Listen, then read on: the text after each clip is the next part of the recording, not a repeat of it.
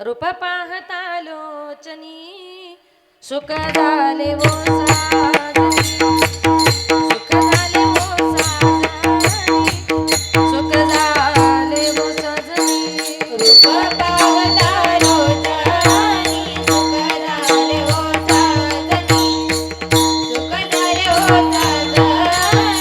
हो साजनी रूप पाहता लोचनी सुख झाले वो साजनी सुख झाले वो साजनी सुख झाले वो सजनी रूप पाहता लोचनी सुख झाले हो साजनी सुख झाले हो साजनी सुख झाले हो साजनी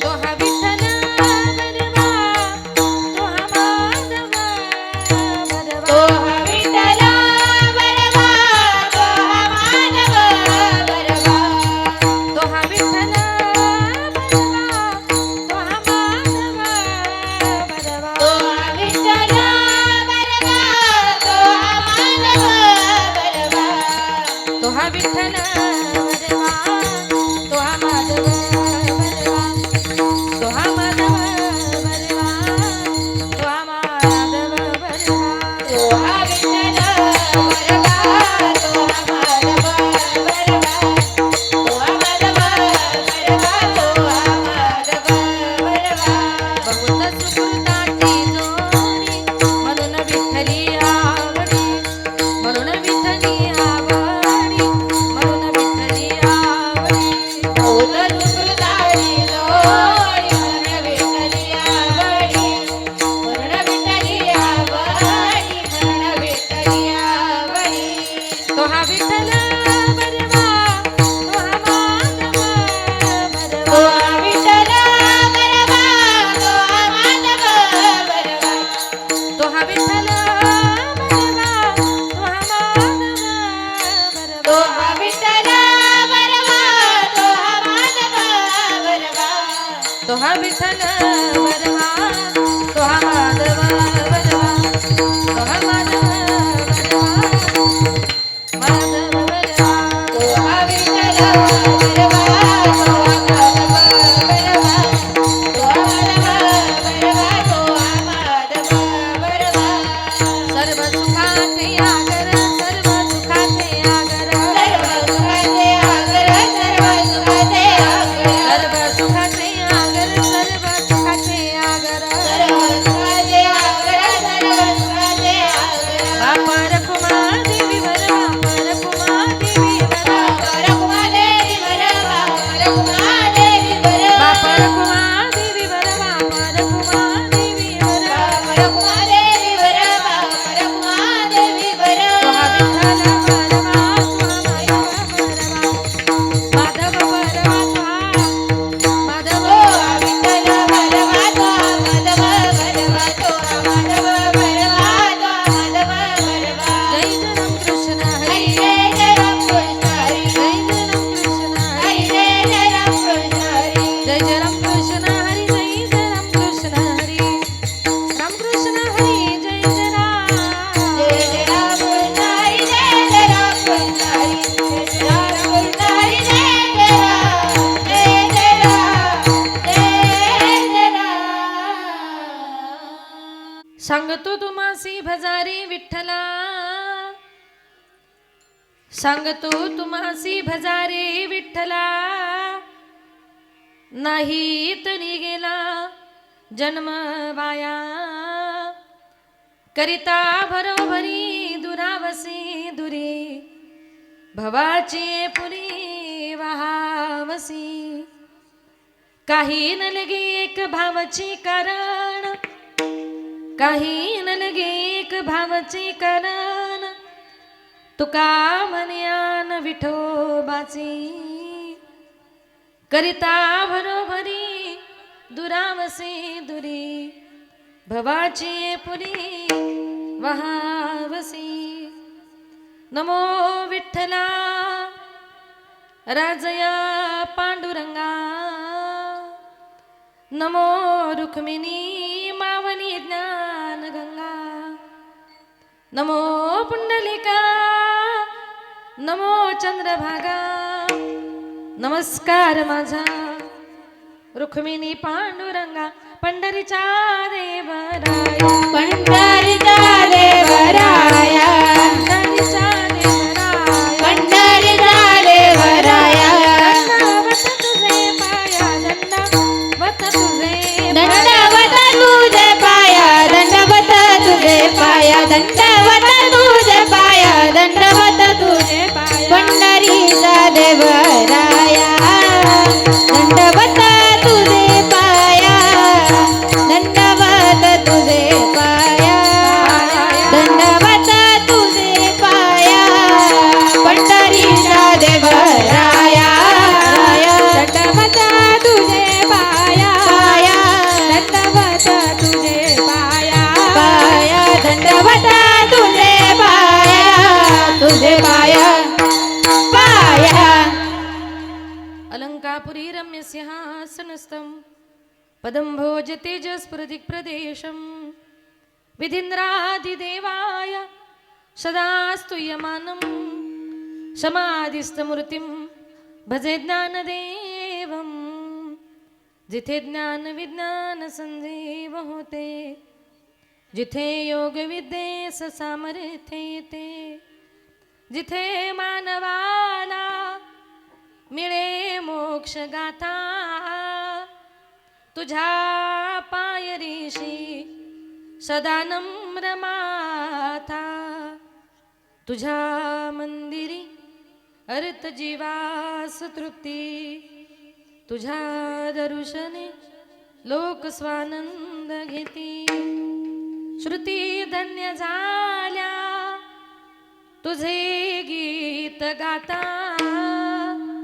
तुझ्या पायरीशी सदा नम्र माता नमो ज्ञानेश्वरा नमो ज्ञानेश्वरा नमो ज्ञानेश्वरा नमो ज्ञानेश्वरा नमो ज्ञानेश्वरा नमो ज्ञानेश्वरा नमो ज्ञानेश्वरा नमो ज्ञानेश्वरा नमो ज्ञानेश्वरा नमो ज्ञानेश्वरा नमो ज्ञानेश्वरा नमो ज्ञानेश्वरा नमो ज्ञानेश्वरा नमो ज्ञानेश्वरा नमो ज्ञानेश्वरा नमो ज्ञानेश्वरा वृत्ती उदारा सोपान देवा सोपान देवा निवृत्ती उदारा सोपान देवा सोपान देवा वृत्ती उदारा सोपान देवा सोपान देवा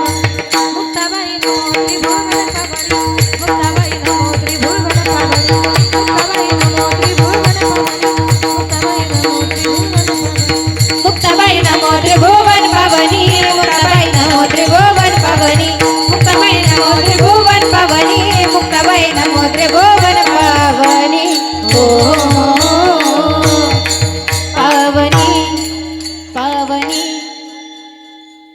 ओम नमो ज्ञानेश्वरा करुणा करा दयाळा तुमचा अनुग्रह लादलो पावन झालो चराचरी मी कळा कुसरी काहीच नेने बोलतो वचने अति भाविका एका जनार्दनी तुमचा दास त्याच्यास पूर्वावी विठ्ठल विठ्ठल विठ्ठल विठ्ठल विठ्ठल विठ्ठल विठ्ठल विठ्ठल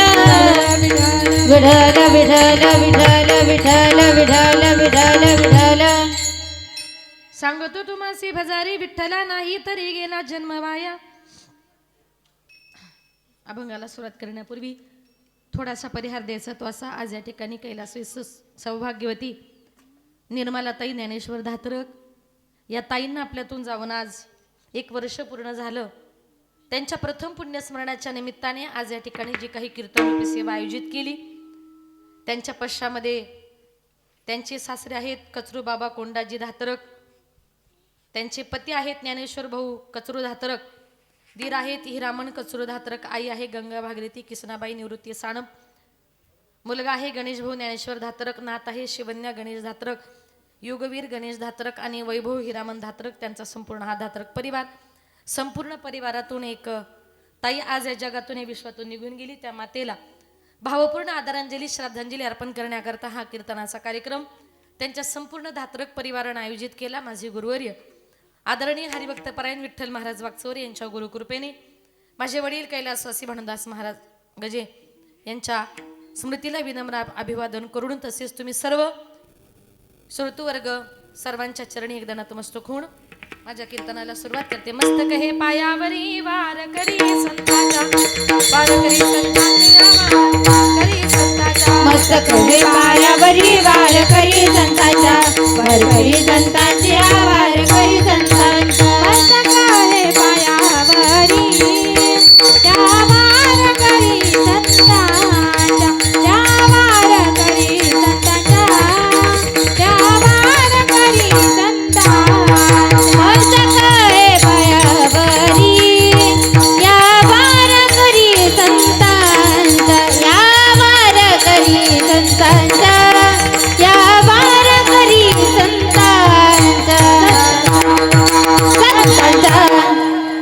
मस्तक हे पायावरी वारकरी संतांच्या प्रस्तुत प्राप्त प्रसंगी कीर्तन रूपी सेवेकरता निवडलेला अभंग संत सम्राट वैराग्याचे मूर्तिमंत पुतळे वारकरी संप्रदायाचे कळस विश्ववंदनीय श्रीमंत तुकोबारायांचा 3 चरणाचा तुमच्या माझ्या सर्वांच्या परिचयाचा असणारा गोड असा हा अभंग आजच्या या कीर्तन रूपी सेवेकरता निवडला. विठाल विठाल विठाल विठाल विठाल विठाल विठाल विठाल.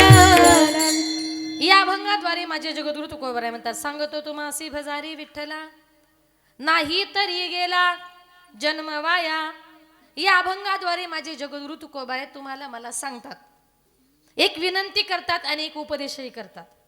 तुकोबाराय म्हणतात, बाबांनो, आपण हा मनुष्य देह घेऊन या मृत्यू लोकामध्ये जन्माला आलो. इथे जन्माला आल्यानंतर या देहाने आपल्याला हा दुःखरूपी संसारच करत बसायचा नाही, तर पुढचं आपल्याला काम करायचंय काय? भजारे विठ्ठला, भगवान परमात्म्याचं तुम्हाला मला प्रत्येकाला चिंतन करायचंय. आणि जर आपण विठ्ठलाचं चिंतन केलं नाही, हरिपाठ भजन जर केला नाही, तर तुकोबाराय म्हणतात, नाही तरी गेला जन्म वाया. तुमचा मनुष्य जन्म फुकट गेला असं समजा. माझे नाथ बाबा म्हणतात, जी लोक जन्माला आल्यानंतर भगवान परमात्म्याच्या नामचिंतनाशिवाय आपलं आयुष्य खर्च करतात ना, त्या लोकांचं जीवन पूर्णपणे व्यर्थ आहे. या अभंगातून माझे जगद्गुरु तुकोबाराय तुम्हाला मला विनंती करताय. अगदी तुकोबारायांची विनंती जर बघितली, छोटीशी विनंती आहे, काय? लागून या पाया विनवितो तुम्हाला. तुकोबाराय म्हणतात, बाबांनो, मी तुमच्या पाया पडतो, पण पाया पडून काय सांगता माहितीये? काय करा? बसल्या बसल्या कर टाळी बोला मुखी नाम. आता मी कीर्तन करते, यशोदाताई पखवाज वाजवतात, बाकीच्या मुली कोण टाळ वाजवतो, कोण गायन करतो. मग बसल्या बसल्या तुम्हाला काय काम? कीर्तन संपल्यावर काही म्हटल्या का? कीर्तन संपल्यावर जेवायचं. मग जेवणापुरतं काम तरी केलं पाहिजे की नाही? मग काय काम करायचंय? तुकोबाराय म्हणतात, बसल्या बसल्या कर टाळी बोला मुखी नाम. बसल्या बसल्या आपल्याला भगवान परमात्म्याचं चिंतन करायचंय. संत महात्मे माझी तुकोबाराय पाया पडून विनंती करतायत. आता तुकोबाराय आपल्या पाया पडून विनंती करतायत. तुकोबाराय म्हणजे सर्वसामान्य व्यक्ती नव्हती. तुकोबारायांचा अधिकार किती मोठा होता?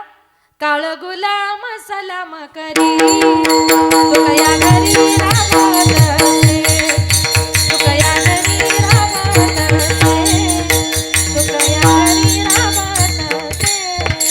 काळ गुलाम सलाम करी तुकया घरी राबतसे, तुकया घरी राबतसे, तुकया घरी राबतसे.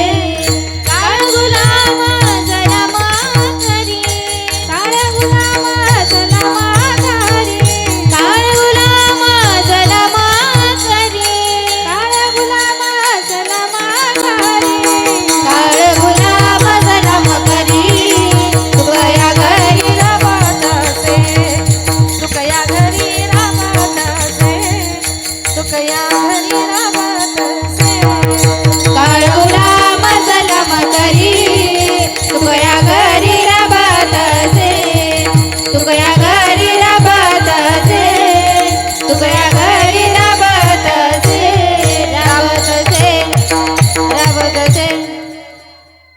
काळ गुलाम सलाम करी तू कया घरी राबतसे. इतका मोठा अधिकार तुकोबरायांचा होता की यमराजा जर समोरून आला तुकोबरायांना बघितलं की यमराजा तुकोबरायांना सलाम करायचा.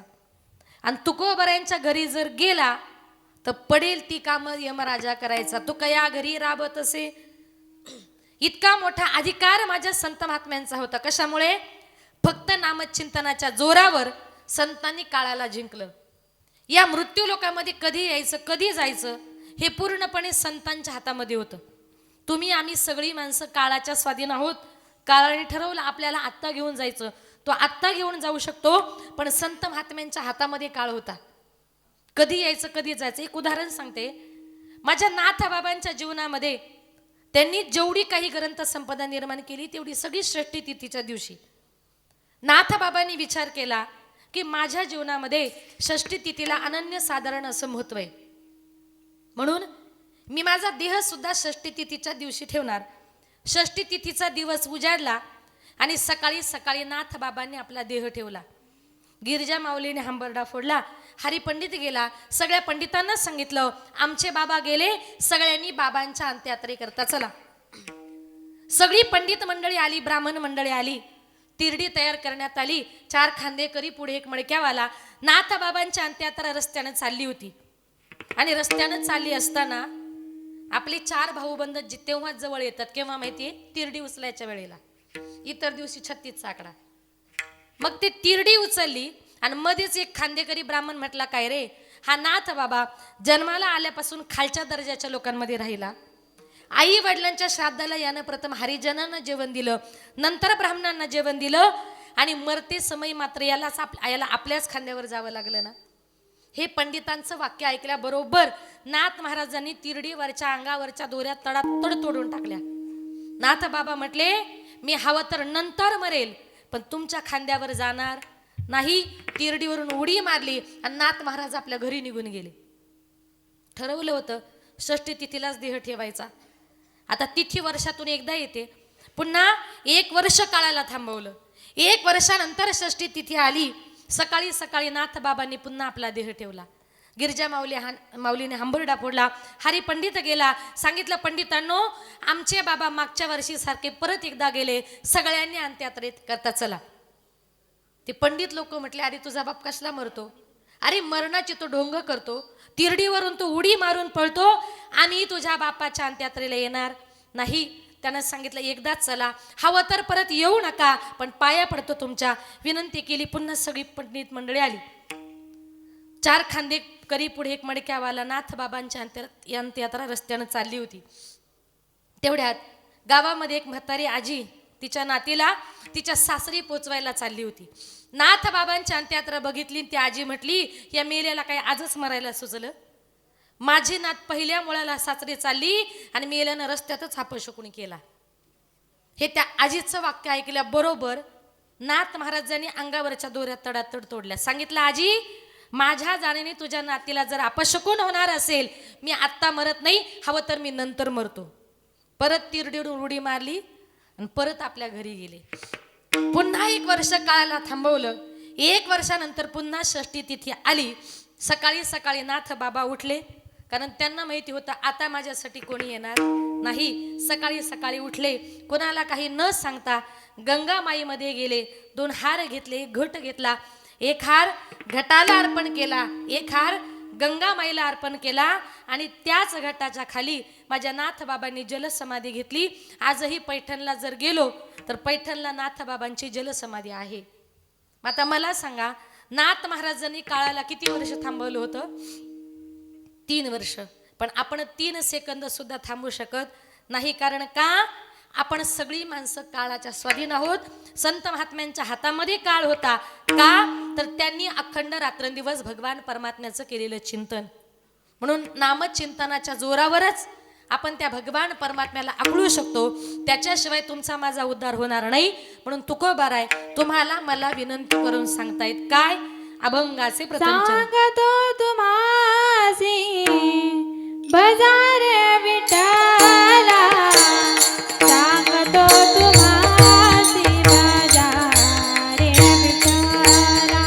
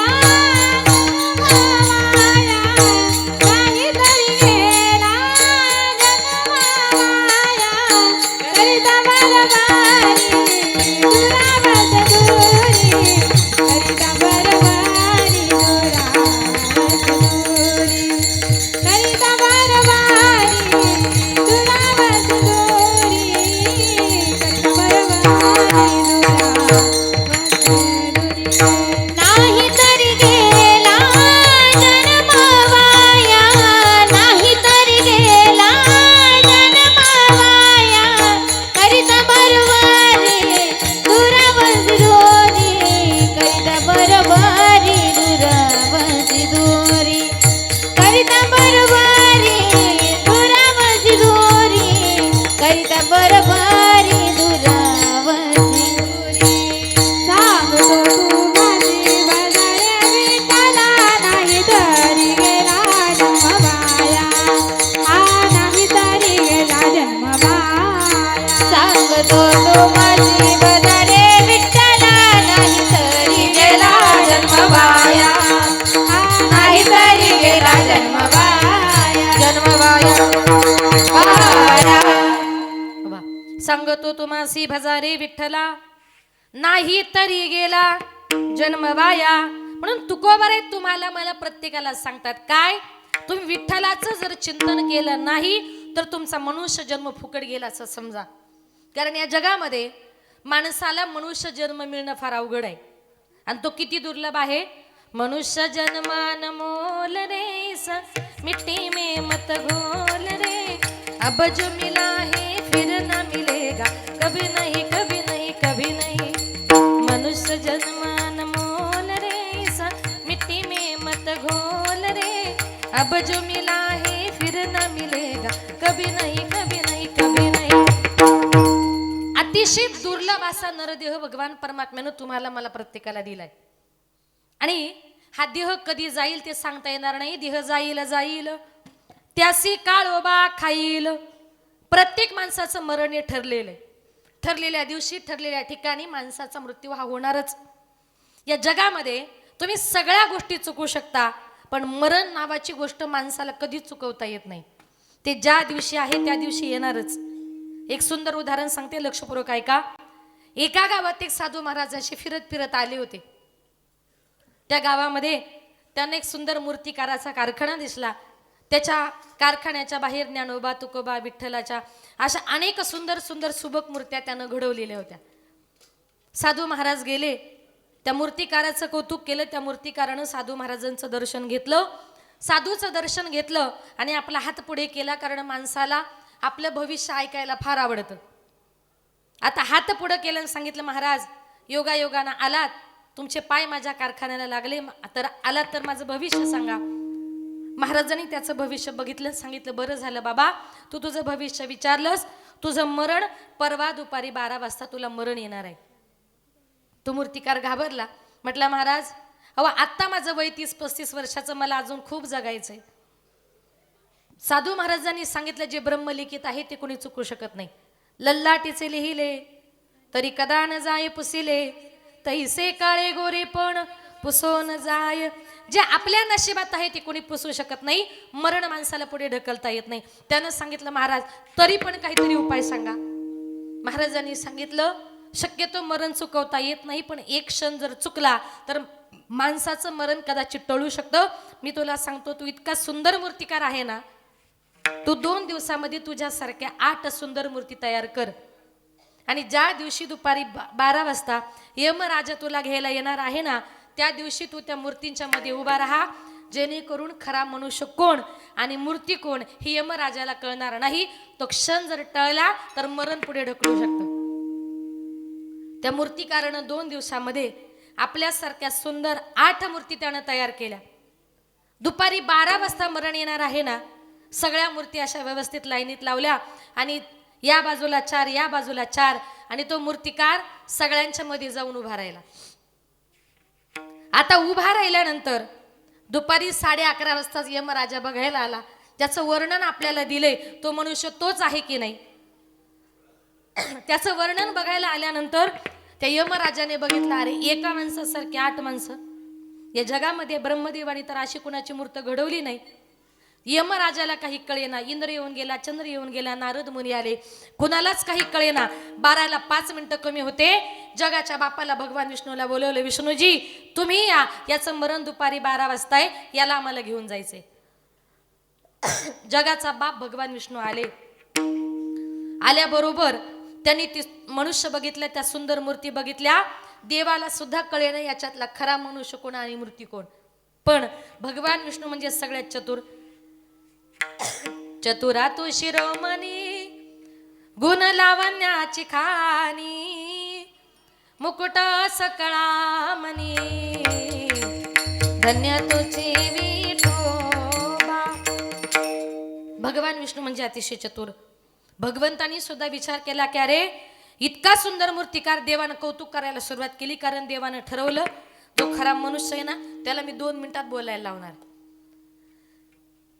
भगवान परमात्म्यानं स्तुती करायला सुरुवात केली.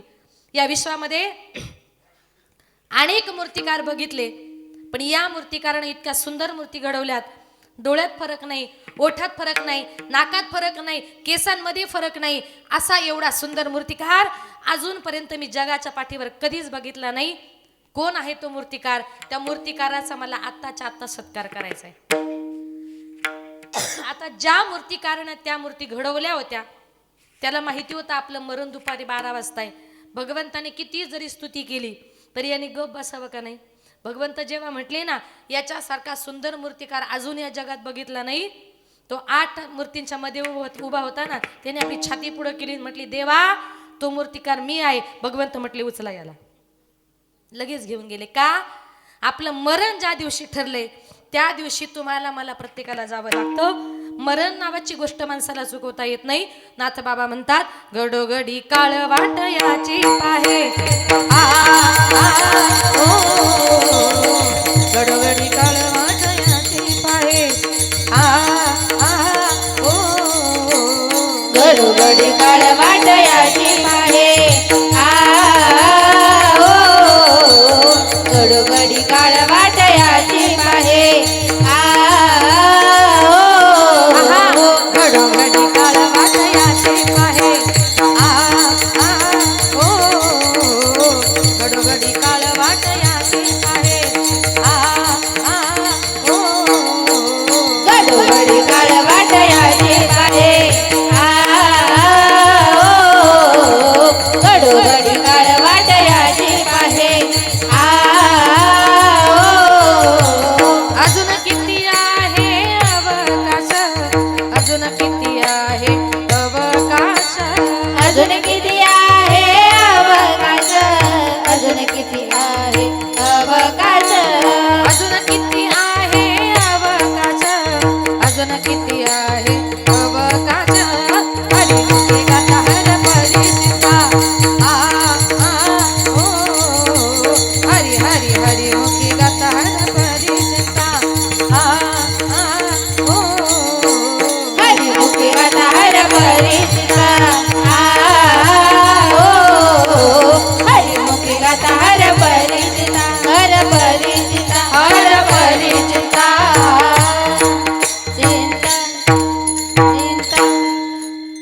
नाथ बाबा म्हणतात घडोघडी काळ वाट याची पाहे, अजून किती आहे अवकाश. काळ प्रत्येक घडीला प्रत्येक क्षणाला तुमची माझी प्रत्येकाची वाट बघतोय. काळाने घेऊन जायच्या अगोदर तुम्हाला मला प्रत्येकाला भगवान परमात्म्याचं चिंतन करायचंय. माझे नाथ बाबा म्हणतात जी लोक जन्माला आल्यानंतर भगवान परमात्म्याचं चिंतन करत नाही, अहो तुमच्यापेक्षा पशु पक्षी बरे. भक्तिविना पशु कशासी वाढला, सटविने नेला कैसा नाही, सटविने नेला कैसा नाही, सटविने नेला कैसा नाही. भक्तिविना पशु कशासी वाढला.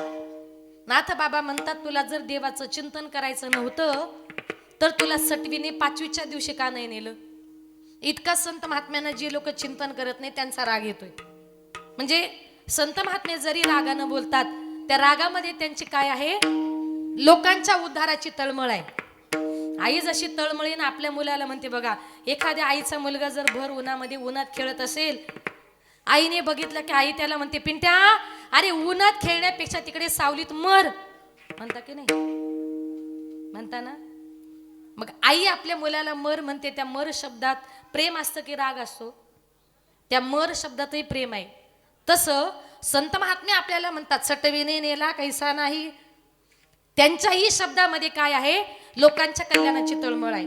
अगदी तळमळीनं माझे संत महात्मे तुम्हाला मला प्रत्येकाला विनंती करतायत. म्हणून संत महात्मे आपल्याला जर विनंती करत असतील तर आपण भगवान परमात्म्याचं चिंतन केलं पाहिजे. का तर त्याचं चिंतन केल्याशिवाय तुमच्या माझा कोणाचाही उद्धार होणार नाही. आणि म्हणून संत महात्मे म्हणतात, आपण या ठिकाणी जन्माला आलात ना, इथे जन्माला आल्यानंतर भगवान परमात्म्याला ओळखायचंय, त्याचंही आपल्याला वर्म माहिती पाहिजे. जीवनामध्ये वर्म चुकलं तर माणसाला दुःख भोगावं लागतं. एक सुंदर उदाहरण सांगते बघा. एका गावात एका मुलाचं नवीन लग्न झालं, तो आपल्या सासूरवाडीला निघाला. आता निघाल्यानंतर बोलू नका. आईने सांगितलं, बाळा तुला दिवसातून 2-4 वेळा जेवायची सवय आहे आणि सासूरवाडीला गेल्यानंतर सारखं सारखं जेवता येणार नाही.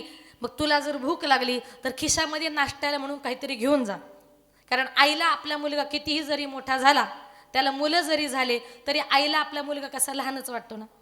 मग तिने आपल्या मुलाला नाश्त्याला म्हणून त्याच्या खिशामध्ये, तुम्हाला लाह्या कळतात का, मुरमुरे जावई लोक म्हणजे लाह्या कळतात का मुरमुरे म्हटलं का, दोन्ही कळत नाही का, दोन्ही कळतं बरं.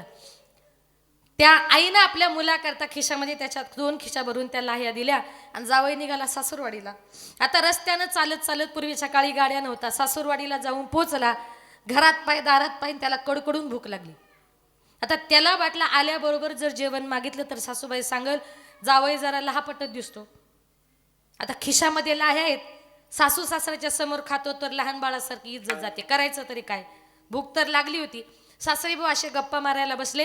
यानं थोडंसं डोकं लावलं. म्हटलं, सासरे बुवा मी फार लांबचा प्रवास करून आलोय, मला एक 10 मिनिटं आराम करायचा आहे, तुम्ही फक्त 10 मिनिटाकरता बाहेर जा. याला खायच्या होत्या, लक्ष आहे ना तुमचं, याला खायच्या होत्या लाया. आता त्यानं आपल्या सासऱ्याला घराच्या बाहेर काढून दिलं आणि त्याला वाटलं कोणीतरी यायच्या अगोदर 5 मिनिटामध्ये खिशातल्या सगळ्या लाया संपल्या पाहिजे. म्हणून त्यानं दार लावलं. पण इतकी भूक लागली होती का गडबडीमध्ये तो कडीच लावायला विसरला आणि त्यानं त्या दोन्ही खिशामध्ये हात घातले. 2 मूठ लाह्या काढल्या, तोंडामध्ये घातल्या. आता मला सांगा, 2 मूठ लाह्या तोंडामध्ये घातल्यानंतर त्या चावता येतील का हो? आणि नसेल विश्वास तर घरी जाऊन प्रयोग करा, काही हरकत नाही. त्यानं त्या 2 मूठ लाह्या तोंडामध्ये घातल्या आणि तेवढ्यात त्याच्या मोठ्या मेवण्याला समजलं का आपले दाजी आले. तो मेवणा असं पळतच आला, दार ढकललं. म्हटलं, दाजी कधी आलात, बरे आहात का, आमची ताई कशी आहे. मेवण्याचा आवाज ऐकला. म्हटलं आता आपलं काही खरं नाही. असं गरकन तोंड फिरवलं आणि मानच खाली घातली. मेहुणा विचारतो, दाजी कधी आली. दाजी काही बोलतच नाही. तो मेहुणा असा समोरून गेला, असं खाली वाकून बघितलं. बघतो तर काय, आपल्या दाजींचं तोंड कशाने तरी सुजलेलं. हाक मारली, आई बाबा पळत या. म्हटले, काय झालं. अहो आपल्या दाजींचं तोंड कशाने तरी सुजलं. म्हटले, सासरा म्हटला 2च मिनिटं झाले, बाहेर गेलो, काहीच नव्हतं ना. अचानक झालं तरी काय, प्रवास केला असेल, काहीतरी झालं असेल. तिथला वैद्य बोलवला, अनेक प्रकारचे इंजेक्शन दिले. इंजेक्शन देऊन देऊन याच्या अंगाची चाळण झाली, पण तोंडावरची सूज काही वसरेना. सगळं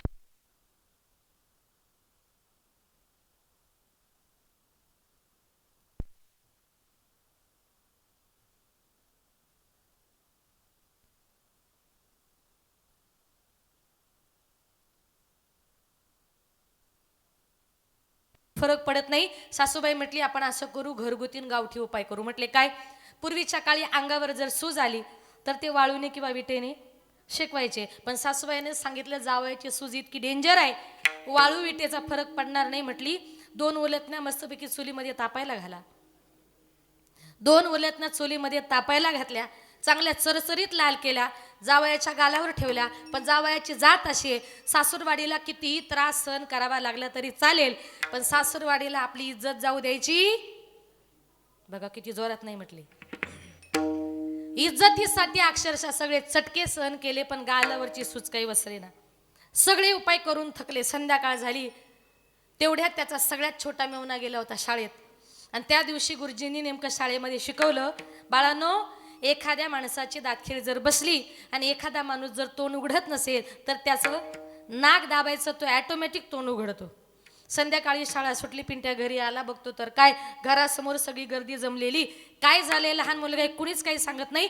गर्दीतून पुढे गेलं आणि त्याला एवढंच समजलं आपले दाजे आलेत आणि ते काही तोंड उघडत नाही. मग त्याला लगेच गुरुजींचं वाक्य आठवलं, एखादा मनुष्य जर तोंड उघडत नसेल तर त्याचं नाक दाबायचं. तो पिंट्या गर्दीतून पुढे गेल्याबरोबर त्यानं आपल्या दाजींचं नाक दाबून धरलं. 1 मिनिट झाला, जीव जायची वेळ आल्याबरोबर त्या दाजींनी बसलेल्या सगळ्या लोकांच्या अंगावर याचा फुर्रकन मुरमुऱ्यांचा फवारा केला. आता त्याच्या तोंडात काय आहे हे अगोदरच जर घरातल्या लोकांना कळालं असतं तर त्याला इंजेक्शन घेण्याची, चटकी घेण्याची गरजच नव्हती. पण वर्म चुकलं म्हणून दुःख भोगावं लागलं. तुकोबराय देवाला म्हणतात, देवा ऐसी वर में माझा दावी नारायणा, ऐसी वर में माझा दावी नारायणा, ऐसे वर में माझा दावी नारायणा, ऐसे वर में माझा दावी नारायणा, ऐसी वर में माझा दावी नारायणा, ऐसी वर में माझा दावी नारायणा, ऐसे वर में माझा दावी नारायणा, ऐसे वर में माझा दावी नारायणा, अंतरीचा खुना प्रगटोनी, अंतरीचा खुना प्रगटोनी, अंतरीचा खुना प्रगटोनी, अंतरीचा खुना प्रगटोनी, अंतरीचा खुना प्रगटोनी, अंतरीचा खुना प्रगटोनी, ऐसी वर में माझा दावी नारायणा, ऐसी वर में माझा दावी नारायणा, ऐसी वर में माझा दावी नारायणा, ऐसी वर में माझा दावी नारायणा, ऐसे वर में माझा दावी नारायणा, ऐसे वर में माझा दावी नारायणा, ऐसे वर में माझा दावी नारायणा, ऐसे वर में माझा दावी नारायण, दावी नारायणा. तुकोबराय म्हणतात, देवा असं वर्म सांगा, ऐसी वर में मज दावी नारायण, अंतरीच्या खुणा प्रगटोनी. देवा असं वर्म सांगा जे वर्म आमच्याकडून चुकता कामा नये. आणि म्हणून तुकोबरे तुम्हाला मला वर्म सांगतात, सांगतो तुम्हासी भजारी विठ्ठला, नाही तरी गेला जन्म वाया. तुकोबरे म्हणतात, तुम्ही विठ्ठलाचं जर चिंतन केलं नाही तर तुमचा मनुष्य जन्म फुकट गेला असं समजा. तुम्ही रात्रंदिवस कितीही संसार जर भरण्याचा प्रयत्न कराल, जशी जशी तुम्ही संसार भरणार तितके तितके तुम्ही संसारापासून दूर जाणार. अभंगाचे 2रे चरण. करिता भरवारी दोरावासी दोरी, करिता भरवारी दोरावासी दोरी, करिता भरवारी दोरावासी दोरी, करिता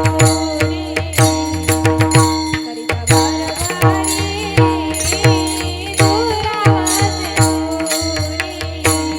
करिता भरवारी दोरावासी दोरी,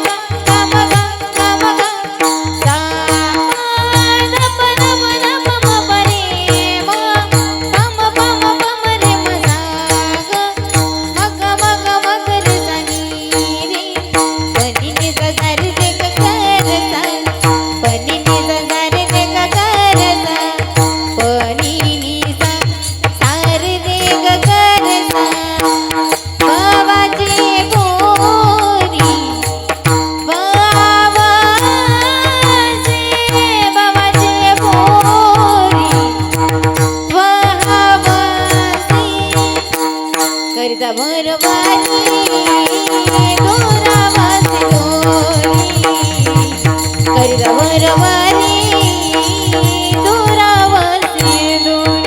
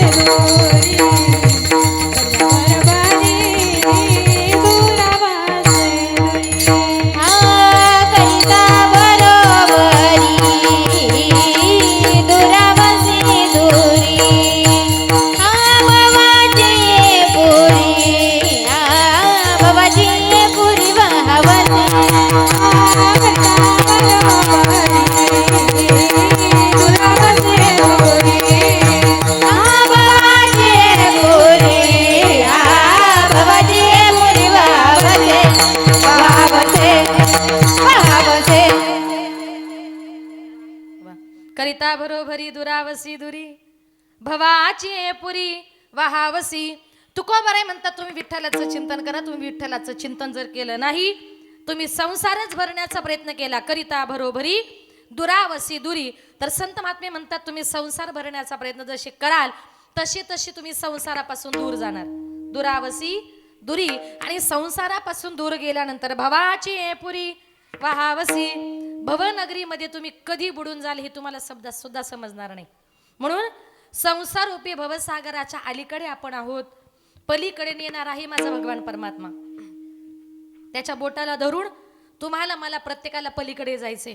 कारण का या जगामध्ये भगवान परमात्मा म्हणतात तुम्ही कष्ट करा, तुमच्या कष्टाचं फळ मी तुम्हाला द्यायला तयार आहे. भक्तही म्हणतात भगवंता आम्ही सुद्धा कष्ट करू, तुझं नामचिंतन करू, पण आमची भवसागर नौका मध्येच तू बुडू देऊ नको. कारण का तर या जीवनामध्ये भगवान परमात्मा करुणा करो कष्ट हरो ज्ञान दो भगवन, भव में फंसी नाव मेरी तार दो भगवन. करुणा करो कष्ट हरो ज्ञान दो भगवन, भव में फंसी नाव मेरी तार दो भगवन. दर्द की दवा तुम्हारे पास है, दर्द की दवा तुम्हारे पास है, हे जिंदगी दया की है भीख मांगती. मन में बसा कर तेरी मूर्ति उतारो मैं गिरधर तेरी आरती. मन में बसा कर तेरी मूर्ति उतारो मैं गिरधर तेरी आरती, तेरी आरती, तेरी आरती. काय भगवान परमात्मा आम्ही तुझं नामचिंतनही करायला तयार आहे, पण तू फक्त काय कर, आमची भवसागर नौका मध्येच तू बुडू देऊ नको. कारण का पलीकडे नेणार आहे तो आपल्याला भगवान परमात्मा. त्याच्याशिवाय आपण संसारूपी भवसागराच्या पलीकडे जाऊ शकत नाही. आणि म्हणून संत महात्मे म्हणतात जीवन जगत असताना ज्यांना आपल्यावर उपकार केलेत ना, त्या उपकार करणाऱ्या माणसाला कधीच विसरायचं नसतं. जीवनामध्ये आपल्यावर कुणाचे ना कुणाचे तरी उपकार होत असतात. काही काही लोक विसरतात, त्याला राक्षसाची जात असं म्हणतात. ज्ञानेश्वरीत वर्णन आले, जेथील या कृपे लागी वरू तेथेच होय व्याभिचारू. मी काय भस्मासुरू अर्जुन म्हणे. जीवनात ज्यानं आपल्याला मोठं केले, ज्यानं आपल्यावर उपकार केलेत त्याला विसरायचं नाही. माणसाची जात अशी आहे, ज्यानं आपल्याला उपकार केलेत ना आपण त्याला पायाखाली तुडवतो. पण देवाचं तसं नाही आहे. ज्यानं उपकार केलेत ना भगवंत त्याला डोक्यावर घेतल्याशिवाय राहत नाही. एक सुंदर उदाहरण सांगते बघा, तुम्हाला जीवनामध्ये कामी येईल. ज्या वेळेला प्रभू रामचंद्र 14 वर्षाच्या प्रदीर्घ वनवासाला निघाले होते. वनवासाला निघालेली असताना उन्हाळ्याचे दिवस होते, दुपारची वेळ होती. सीता मातेला खूप तहान लागली होती. सीता माता प्रभूंच्या जवळ गेल्या, सांगितलं प्रभू माझे प्राण तहानेने व्याकुळ झालेत, मला पाणी हवंय. सगळीकडे प्रभूंनी पाणी शोधलं, प्रभूंना पाणी मिळेना. प्रभू जंगलामध्ये चालत गेले, त्यांना तिथे एक मोर दिसला. प्रभूंनी त्या मोराला सांगितलं, मोरा, माझ्या बायकोचे प्राण तहानेने व्याकुळ झालेत, इथे आजूबाजूला कुठे पाण्याचा झरा आहे का? मोरानं सांगितलं, प्रभू आजूबाजूला तर कुठे नाही, पण आपण 1-2 किलोमीटर अंतरावर जर गेलो तिथे पाण्याचा मोठा तलाव आहे. प्रभूंनी सांगितलं, मोरा तू काही कर, मला त्या तलावाचा पत्ता, तो रस्ता मला दाखव. मोराने सांगितलं, ठीक आहे प्रभू, मी तुम्हाला रस्ता दाखवतो. मोर पुढे चालू लागला. प्रभू रामचंद्र, सीता माता, लक्ष्मणजी पाठीमागे चालू लागले. जेव्हा खोल दरी आली, मोरानं सांगितलं, प्रभू जिथे दरी लागेल तिथे मी चालणार नाही, मी उडून पलीकडे जाणार. प्रभू म्हटले, तू कुठे गेला मला कसं कळेल? त्या मोरानं सांगितलं, प्रभू मी रस्त्यानं चालता चालता, उडता उडता माझ्या अंगावरचा एक एक पीस मी रस्त्यामध्ये टाकतो आणि त्या पिसाच्या संकेतानुसार तुम्ही पुढे या. मोर पुढे चालत होता. प्रभू रामचंद्र त्याच्या पाठोपाठ चालत होते. मोर त्या झऱ्यापर्यंत जाऊन पोहोचला. प्रभू रामचंद्रही त्या झऱ्यापर्यंत जाऊन पोहोचले. पण मोर जेव्हा त्या झऱ्यापर्यंत जाऊन पोहोचला ना, तेव्हा त्या मोराच्या अंगावर एकही मोराचा पिसारा शिल्लक राहिला नव्हता. सीता मातेला पाणी दिलं. सीता माता पाणी पिल्या, तृप्त झाल्या. आणि मग प्रभूंनी त्या मोराकडे बघितलं, कारण मोराचं सौंदर्य आहे त्याच्या पिसाऱ्यामध्ये. प्रभूंनी त्या मोराकडे बघितलं आणि त्याला सांगितलं की बाबा, तू माझ्याकरता, माझ्या पत्नीचे प्राण वाचवण्याकरता तू तुझ्या सुंदरपणाचा त्याग केला, सगळे मोर पिसारे माझ्याकरता खर्च केले, तू तुझं सौंदर्य सुद्धा माझ्याकरता नष्ट केलंस मोरा. पण मोरा, पुढच्या जन्मात तरी 100% मी तुझ्या ऋणातून मुक्त झाल्याशिवाय राहणार नाही. त्रेतायुग गेलं, द्वापार युग आलं आणि द्वापार युगामध्ये तेच प्रभू रामचंद्र भगवान श्रीकृष्ण परमात्मा झाले. त्या मोराच्या ऋणातून उतराई होण्याकरता माझ्या प्रभू रामचंद्रांनी, माझ्या भगवान श्रीकृष्ण परमात्म्याने मोराचा पिसारा कुठे धारण केला? आपल्या डोक्यावर. आजही मोराचा पिसारा कुठे आहे? भगवान परमात्म्याच्या डोक्यावर. मग जगाचा बाप सुद्धा ज्यानं उपकार केले त्याला डोक्यावर घेतो, आपण का पायाखाली तुडवतो? म्हणून जीवनामध्ये ज्यानं उपकार केले त्याला कधी विसरायचं नाही. संत महात्मे तुकोबरे भगवान परमात्म्याला प्रार्थना करतात, देवा मला हा दुःखरूपी संसार करायचा नाही. एक वेळ करी या दुःखा वेगळे, ऐकू द्या, ऐकू. एक वेळ करी या दुःखा वेगळे, एक वेळ करी या दुःखा वेगळे, एक वेळ करी या दुःखा वेगळे, एक वेळ करी या दुःखा वेगळे, एक वेळ करी या दुःखा वेगळे,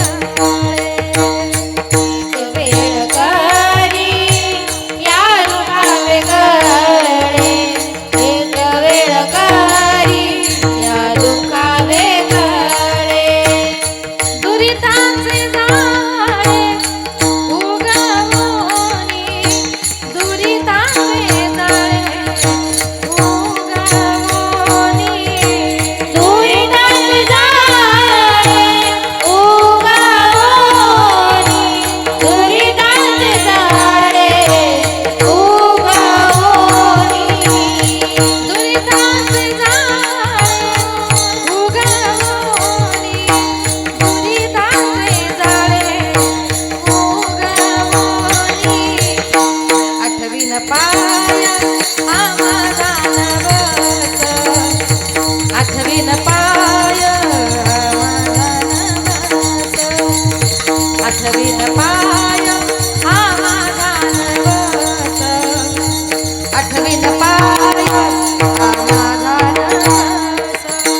आठवीन पाय माझा नवस, आठवीन पाय माझा नवस, आठवीन पाय माझा नवस, आठवीन पाय माझा नवस, माझा नवस, माझा नवस. तुकोबरे भगवंताला प्रार्थना करतात, हे पांडुरंगा, एक वेळ करी या दुःखा वेगळे, मला हा दुःखरूपी संसार करायचाच नाही. तुकोबरे म्हणतात, मला अखंड रात्रंदिवस फक्त त्या भगवान परमात्म्याचं चिंतन करायचंय. तुकोबराय अगदी आपल्या मनाला सुद्धा प्रार्थना करतात, नको नको म्हणा गुंतो माया जाळी, काळाला जवळी ग्रासावया, तुकोबारे मनाला प्रार्थना करतात, हे म्हणा तू एकच कर, मला या संसाराच्या मायाजाळामध्ये गुंतू देऊ नको. का? मला हा दुःखरूपी संसार करायचाच नाही. तुकोबारे पुन्हा पुन्हा त्या मनाची विनंती करतायत. एक दिवस तुकोबारे आपल्या मनाकडे गेले आणि मनाला सांगितलं, मना माझं एक ऐक. म्हटले काय? मना एक करी पाहे पाहे रे पंढरी, पाहे पाहे रे पंढरी, पाहे पाहे रे पंढरी. एकच कर. म्हटले काय? म्हटले माझ्या बरोबर पंढरपूरला चल. मन म्हटलं ठीक आहे, पण तुकोबारायांनी सांगितलं मना एका अटीवर. म्हणे कुठली? तुकोबारायांनी सांगितलं देहूतून पंढरपूरला जाईपर्यंत मना तू माझं ऐकायचं, मी जे म्हणेल तू माझं ऐकायचं. आणि एकदा का पंढरपुरातून निघालो की म्हणा मग तू म्हणशील तसं. ठीक आहे म्हटले. आता तुकोबारे आणि मन दोघ जण पंढरपूरला निघाले. पहिलं तुकोबारे पुढे, मन मागे. तुकोबारे थांबले की मनानं थांबावं, तुकोबारायांनी भजन केलं की मनाने करावं, तुकोबारायांनी कीर्तन केलं की मनाने करावं. असं करत करत तुकोबारे पंढरपूरच्या रावळात जाऊन पोहोचले. पांडुरंगाचं दर्शन घ्यायचं मनाने सांगितलं. महाराज लक्षात आहे ना, देहू पासून पंढरपूर पर्यंत मी फक्त तुमचंच ऐकत आलोय. आणि एकदा का आता पांडुरंगाच्या चरणाचं दर्शन झालं की तुकारामा तुम्हाला माझं ऐकायचंय. तुकोबारायांनी विचार केला की अरे देहू पासून पंढरपूर पर्यंत मनाने आपलं ऐकलं, आपण कीर्तन केलं मनाने केलं, आपण भजन केलं मनाने केलं. आणि एकदा का पांडुरंगाच्या चरणाचं दर्शन झालं की मन म्हणेल तसं वागायचं. पुन्हा संसार, पुन्हा बायको, पुन्हा प्रपंच. तुकोबाराय त्या पंढरपूरच्या रावळामध्ये गेले आणि तुकोबारायांनी काय केलं माहितीये? आपलं धावणारं चंचल मन त्या पांडुरंगाच्या चरणी समर्पित केलं आणि हसले. तुकोबारायन मनाला म्हटले, आता कोठे धावे मन, आता कोठे धावे मन, आता कुठे धावे मन, आता कुठे धावे मन, आता कोठे धावे मन, आता कोठे धावे मन, आता कुठे धावे मन, आता कुठे धावे मन. तुमचे चरण देखलिया, तुमचे चरण देखलिया, भाग गेला शिन गेला, बघ गेला शिन गेला. तुमचे चरण देखलिया, तुमचे चरण देखलिया, भाग गेला शिन गेला, भाग गेला शिन गेला, बघ गेला शिन गेला, भाग गेला शिन गेला, गेला, गेला. तुकोबारायांनी आपलं धावणारं मन पांडुरंगाच्या चरणी समर्पित केलं. हसले तुकोबारायन. म्हटले, आता कोठे धावे मन, आता कुठे धावशील, तुमचे चरण देखलिया. देवाचे चरण दाखवल्यामुळे भाग गेला शिन गेला, अवघा झाला आनंद. एकदा का या मनाला देवाच्या चरणाचं दर्शन झालं ना का मग आपलं जे काही मन आहे ना ते आपलं मन आपल्याला भगवान परमात्म्याकडे जाऊच देत नाही. म्हणजे एखाद्या स्त्रीनं किती जरी ठरवलं बस झालं, आता नातवंड आले, मुलं आले, आता त्यांचा संसार, त्यांचा प्रपंच ते बघणार, आता पुढच्या वर्षी चालले मी पंढरपूरला, असं कितीही त्या सासूबाईंनी ठरवलं, वारी जवळ आली की ते मन म्हणतं नको पंढरपूरला जाऊ, तुझे नातवंड कोण सांभाळीन, तू घरीच बस. असं आपलं मन आहे. ते आपल्याला भगवत चरणी जाऊ देत नाही, पण आपल्याला आपलं मन भगवंताच्या चरणी समर्पित करायचंय. म्हणून संत महात्मे म्हणतात, बहिणाबाई म्हणते, भगवान परमात्म्यानं तुम्हाला मला प्रत्येकाला मन दिलं. कसं? मन वढाय वढाय उभ्या पिकातल ढोर, मन वढाय वढाय उभ्या पिकातल ढोर, किती हाकला हाकला पुन्हा येत पिकावर, किती हाकला हाकला पुन्हा येत पिकावर. मन वढाय वढाय उभ्या पिकात लढोर, मन वढाय वढाय उभ्या पिकात लढोर, किती हाकला हाकला पुन्हा येत पिकावर, किती हाकला हाकला पुन्हा येत पिकावर. मन जहीर जहीर त्याच न्याला रे संसार, मन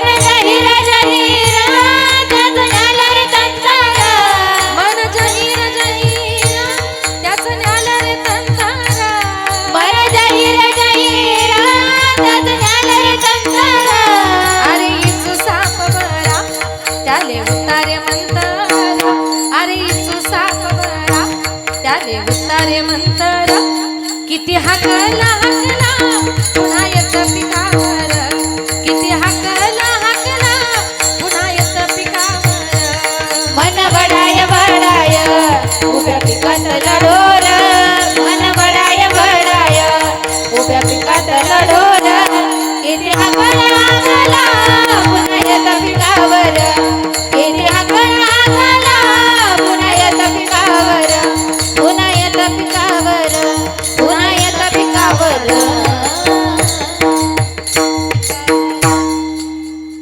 पूर्वीच्या काळी माणसाला सर्प किंवा विंचू जर चावला तर ते मंत्राने उतरवायचे. पण एकदा का माणसाच्या मनाला वेड लागलं, तुम्ही गडबड करू नका, आपल्याकडे वेळ आहे. बसून घ्या बरं ताई, बसून घ्या. संत महात्मे म्हणतात एकदा का माणसाच्या मनाला वेड लागले त्याला कुठल्याही प्रकारचा तंत्र मंत्र औषध चालत नाही. त्याला उपाय एकच आहे, ते फक्त भगवान परमात्म्याचं चिंतन. आपलं जे काही मन आहे, एकदा का माणसाच्या मनाला वेड लागलं का मनुष्य त्याच्यातून सावरणं शक्य नाही. तुम्हाला वेड लावायचे भगवान परमात्म्याच्या नावाचं लावा. काही काही लोकांना कोणाला संसाराचं वेड लागतं, कोणाला राजकारणाचं वेड लागतं. संसारासाठी राजकारणाकरता अजिबात वेडे होऊ नका. एक उदाहरण सांगते तुम्हाला समजण्याकरता. एका पूर्वीच्या काळी एका गावात सप्ताह चालू होता. त्या सप्त्याच्या निमित्ताने कीर्तनकार महाराज गावामध्ये आले. पूर्वीच्या काळी कीर्तनकारांकडे गाड्या नव्हत्या, बसने प्रवास करायचे. रात्री कीर्तन संपलं, मुक्काम करायचा आणि सकाळी परत जायचे. त्या महाराजांचं कीर्तन झालं. महाराजांची सोय एका वारकऱ्याच्या घरी करण्यात आली. ज्या वारकऱ्याच्या घरी महाराजांची सोय केली होती त्या महाराजांच्या रूममध्ये अगोदरच एक मुलगा बेडवर झोपलेला होता. त्या महाराजांनी त्या रूममध्ये प्रवेश केला आणि रूममध्ये प्रवेश केल्याबरोबरच त्या झोपलेल्या मुलाने असा झोपेतच महाराजांना नमस्कार केला. ते कीर्तनकार महाराज म्हटले, वारकऱ्याचा मुलगा किती संस्कारी आहे. झोपेतही महाराज आल्याची चाहूल लागली आणि झोपेतच त्यानं मला नमस्कार केला. रात्रीच्या वेळेला महाराज झोपले, पण असं म्हणतात दुसऱ्याच्या घरी माणसाला रात्री चांगली झोप लागत.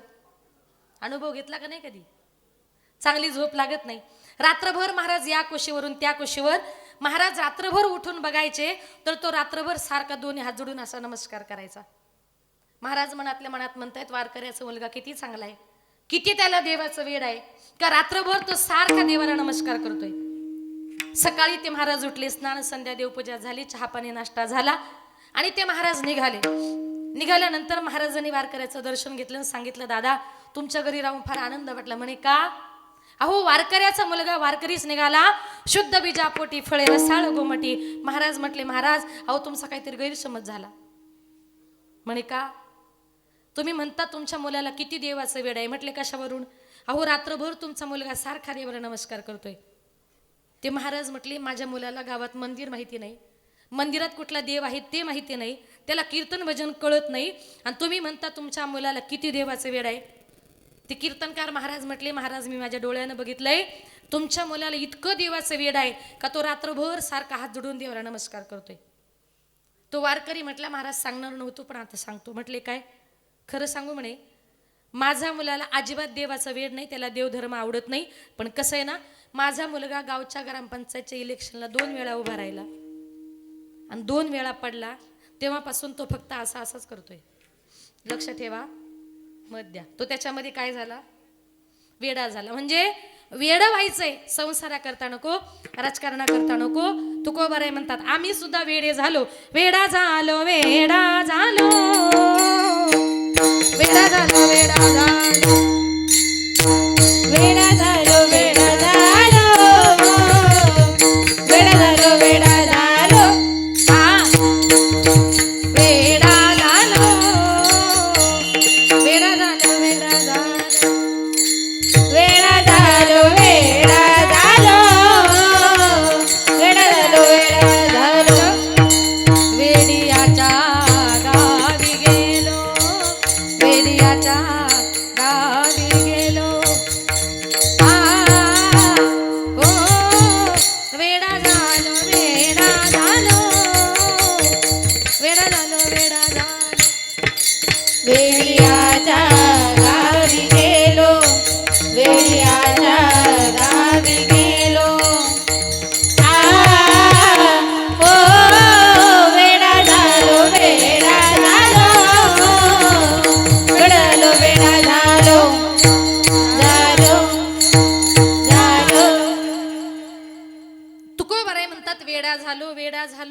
वेड्याच्या गावी गेलो. आम्ही वेडे झालो आमच्या पांडुरंग परमात्म्याकरता, आमच्या देवाकरता. आणि आम्ही त्या वेड्याच्या गावाला गेलो. कारण का, देवही आपल्या भक्ताकरता वेडा होतोय. वेड व्हायचे भगवान परमात्म्याकरता व्हा, संसाराकरता प्रपंचाकरता अजिबात नको. म्हणून तुकोबाराय म्हणतात, करिता भरोभरी दुरावसी दुरी भवाची पुरी वहावसी.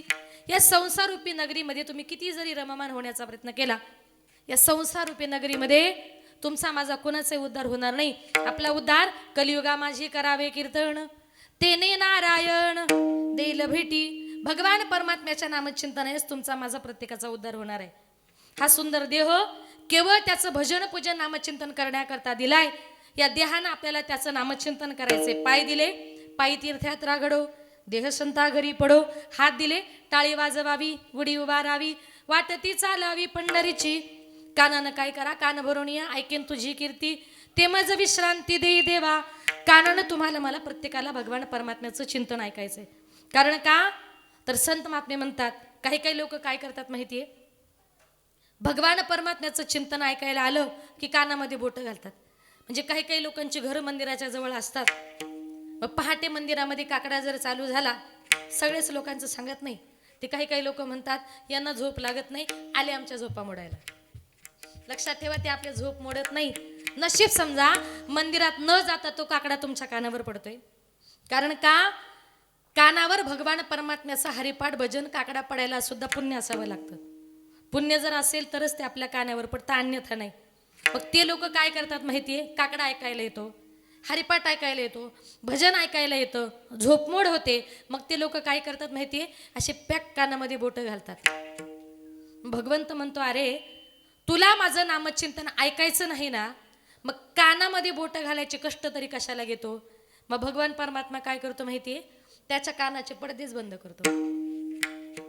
त्याच्यामुळे काय होतं, बैरा झालो या जगी, बैरा झालो या जगी. कशामुळे, नाही ऐकिले हरी कीर्तन, नाही केले पुराण श्रवण. ज्यानं कधी कीर्तन ऐकलं नाही, कधी भजन ऐकलं नाही, परिणाम माणूस बहिरा झाला. एक शेवटचं उदाहरण सांगते. एकदा का माणूस बहिरा झाला, हा त्याला काय सांगतोय, तो त्याला काय सांगतोय, कोणाचंच कोणाला काही कळत नाही. एका गावात एक बहिरा मेंढपाळ राहत होता. मेंढ्या चारण्याकरता शेतावर गेला. दुपारी आरामाला एका झाडाखाली बसला. त्याच्या मेंढ्या दूर अशा अंतरावर निघून गेल्या. जरा वेळाने उठून इकडे तिकडे बघितलं, मेंढ्या काही दिसत नाही. कुणाला विचारावं अशी परिस्थिती नव्हती. बऱ्याच अंतरावर त्याला एक शेतकरी दिसला. म्हणून तो मेंढपाळ त्या शेतकऱ्याकडे गेला. आता ऐका, हा मेंढपाळ कसा होता, कानाने बहिरा होता. आणि ज्या शेतकऱ्याला आपल्या मेंढ्या विचारायला गेला, तो शेतकरी होता बहिरम सोसायटीचा अध्यक्ष. लक्षात आलं का, म्हणजे तोही बहिराच होता. आता हा बहिरा त्या बहिऱ्याच्या जवळ गेला आणि त्याला सांगितलं, का रे बाबा, माझ्या मेंढ्या ह्या रस्त्याने गेल्या का, असा हात करून विचारला. तो शेतकरी बहिरा असल्यामुळं त्याला वाटलं हा विचारतो या शेतात लावलंय काय. तो शेतकरी म्हटला, या शेतात ना सगळे कांदे लावलेत. त्याला वाटलं हा सांगतो की तुझ्या मेंढ्या ह्या रस्त्याने गेल्या. आता हाताच्या संकेतानुसार बऱ्याच अशा अंतरावर गेला आणि त्याला त्याच्या 20-25 मेंढ्या मिळाल्या. त्याला आनंद वाटला की अरे, त्या शेतकऱ्यानं आपल्या एवढ्या मेंढ्या सापडून दिल्या, त्याच्या आपल्यावर फार उपकार झालेत. मग त्याच्या ऋणातून उतराई व्हायला पाहिजे म्हणून त्या मेंढपाळानं काय केलं, त्याच्या 25 मेंढ्यांमध्ये एका मेंढीचा पाय मोडलेला होता आणि त्याला चरायला न्यायचं म्हटलं की त्याला असं बगलेत घालून न्यावं लागायचं. त्यानं विचार केला, ही जी काही मोडकी मेंढी आहे ही आपण त्याला बक्षीस म्हणून देऊ, जेणेकरून सांभाळायचा ताण जाईल आणि त्याच्या ऋणातही मुक्त होऊ. म्हणून त्यानं काय केलं, ती पाय मोडलेली मेंढी आपल्या बगलेमध्ये घातली.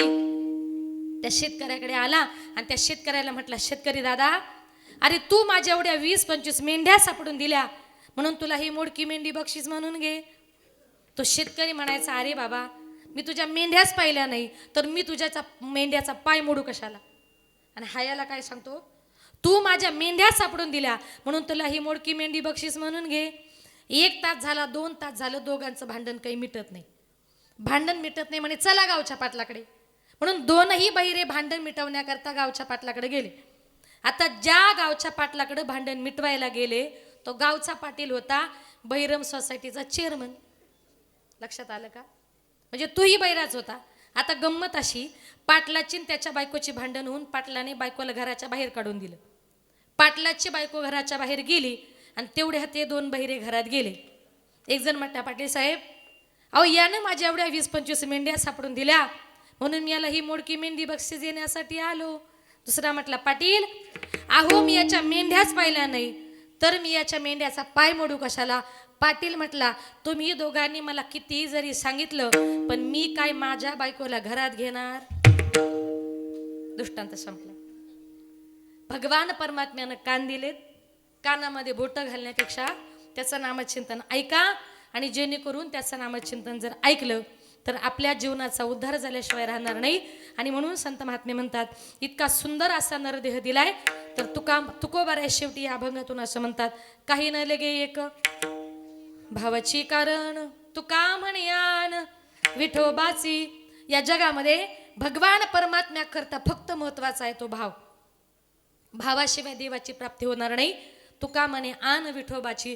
तुकोबाराय म्हणतात, मी विठ्ठलाची शपथ घेऊन सांगतोय, तुझी आन वाहीन गा देवराया, तुझी आन वाहीन गा देवराया, बहु आवडसी जीवा पासोनिया, कानडिया विठोबा कानडिया, कानडिया विठोबा कानडिया. भगवान परमात्म्या करता महत्वाचा आहे तो भाव. आता भाव किती महत्वाचा, शेवटचा एक पॉइंट बघा. ज्या वेळेला प्रभू रामचंद्रांचं सीतामातेचं स्वयंवर चालू होतं, स्वयंवर चालू असताना पहिला हार प्रभूंनी सीतामातेच्या गळ्यामध्ये घातला. प्रभूंनी सीतामातेच्या गळ्यात हार घातल्याबरोबर नंबर आला आता सीतामातेचा. सीतामातेचा नंबर आला. प्रभूंची उंची थोडी जास्त होती, सीतामातेची उंची कमी होती. सीतामाता जेव्हा हार घालण्याचा प्रयत्न करत होता, प्रभूंची उंची जास्त असल्यामुळे मातेचा हार काही प्रभूंच्या गळ्यापर्यंत जात नव्हता. आजूबाजूचे ऋषी मुनी सांगत होते, प्रभू थोडेसे वाका, थोडेसे वाका. प्रभू म्हटले, नाही, जगामध्ये सगळीकडे वाकेल पण सासूरवाडीला वाकणार नाही. का म्हटले, एकदा सासूरवाडीला वाकलं की मग आयुष्यभर वाकावंच लागतं म्हटले. म्हणून प्रभूंचं एवढं लक्षात ठेवा. काय म्हटले, जगात सगळीकडे वाकेल पण सासूरवाडीला मात्र वाकणार नाही. आता बाकीचे ऋषी मुनी म्हणताय, प्रभू तुम्ही जर वाकले नाही, सीता माता तुम्हाला हार घालणार कशा, तुमचा स्वयंवर पूर्ण होणार कसं? प्रभू म्हटले, नाही, मी वाकणारच नाही. वसिष्ठ मुनींनी लक्ष्मणाला संकेत केले, लक्ष्मणजी जा आणि प्रभूंचे पाय धर, प्रभूच्या पाया पड. लक्ष्मणजी पळत पळत गेले, प्रभूंच्या पाया पडले. प्रभूंच्या पाया पडल्याबरोबर प्रभू खाली वाकले. सांगितलं, लक्ष्मणा अरे लग्नात वेड्यासारखं काय करतो, कशाला पाय पडतो, उठ उठ म्हणायला खाली वाकले. आणि ही संधी साधून सीता मातेनं प्रभूंच्या गळ्यामध्ये हार घातला. स्वयंवर पूर्ण झालं. प्रभू रामचंद्र वाकले. बायकोच्या समोर की भावाच्या समोर? कुणाच्या? तुम्ही कुणाच्या समोर वागता? नका सांगू, कळालं, बायकोच्या. काय? प्रभू रामचंद्र वाकले भावाच्या. भाऊ म्हणजे त्यांचा सक्का भाऊ जरी असला तरी त्याच्या मनातला भाव बघितला. म्हणून काही न लगे एक भावाची कारण तो का म्हणे आण विठोबाची. आणि म्हणून शेवटी भगवान परमात्माच तुम्हाला मला या जगामध्ये काम येणार आहे. अभंगाचा धावता भावार्थ आपल्या समोर मांडण्याचा प्रयत्न केला. कार्यक्रमाची वेळ ही संपत आलेली आहे. उरलेल्या वेळेमध्ये थोडंसं आई वडिलांविषयी बोलते. या विश्वामध्ये आई बापासारखं श्रेष्ठ दैवत नाही. जिवंतपणी माणसाला माईबापाची किंमत कळत नाही. एकदा का आपले माईबाप या जगातून या विश्वातून निघून गेले, नंतर कितीही जरी रडलं फायदा होणार नाही. आज या परिवारातून ज्या ताई आज निघून गेल्यात, खरं तर त्यांचं जाण्याचं वय नव्हतं, पण आपल्या परिवाराला पोरकं करून या त्या जगातून निघून गेल्या. जेव्हा आपले माईबाप या जगातून या विश्वातून निघून जातात ना, तेव्हा ते आपल्या घरी परत कधीच येऊ शकत नाही. कारण का, जेव्हा ते जातात तेव्हा ते कुठे गेलेले असतात? गेली दुरी दिगंतरा, पुन्हा येणे नाही घरी. विजला हो नंदादीप, कशी जाऊ मी मंदिरी. लाडकी माझी आई, वाट पहा ती कैवारी. भोळी रखुमाई गेली, झाली उदास पंढरी. श्रद्धांजली देता थरथरे माझी काया. राहू दे रे माझी आई, मोक्षपदी देवराया. एकदा का आपले माईबाप गेले, आपण देवाला म्हणतो, देवा माझ्या आईला माझ्या बापाला मोक्षपदाला नाही, पण जिवंतपणी मायबाप हे सगळ्यात महत्वाचं दैवत आहे. आज ती आई आपल्या मुलाला, आपली सासू, आपली आई त्यांच्या अगोदर या जगातून निघून गेली. खरंच त्या ताईचं जाण्याचं वय होतं का हो? ईश्वरी सत्यासमोर कुणाचं काही चालत नाही. त्या मुलाची आई आज या जगातून निघून गेली. जगात सगळं काही मिळेल, पण आईचं प्रेम, आईची माया या जगात आपल्याला कोणी देऊ शकत नाही. एकदा का आपली आई गेली ना, सोडून या गेली आई मायले कराना, आई आई आई हाका मारू मी कुणाला, आई आई आई हाका मारू मी कुणाला. आई आमच्यासाठी कष्ट केले फार, सोडून या गेली आई सारा परिवार.